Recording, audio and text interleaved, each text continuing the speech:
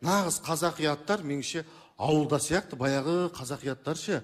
Боранбай қайда, Құттыбай қайда, Қатимолла қайда, Самиғолла, Ғариполла, Сақып Жамал, Бақыт Жамал, Әнес, Бәтес, Сыдық. Біреу жоқ қой қазір соның. Менің жиенім бар, аты гламурный, Алтай Ерчик аты. Жасы 32-де, Лондонда оққан, жұмысы бар, үйі бар, машинасы бар, фитнеске қатысып тұрады, денесі айналып кеткен, бірақ бойдақ. Ауылда нағашым бар, Қатимолла, бір көзі ағып кеткен, бірақ 3 ай ел жіберіп қойған. Не үшін? Ол Қатимолла! Оған бәрі! Ол Лондон көрмеген. 3 ай ел өзі кетпеген, анау араққа тойып алып қуып жіберген. Алтай Ерчик олай істей алмайды. Оған сезімчік керек. Оған чувство керек. Мен айтамын, сенің атың хотя бы Альтаир емес, Альтаир Олла болғанда, 3 ай ел жібермесең де бір көзің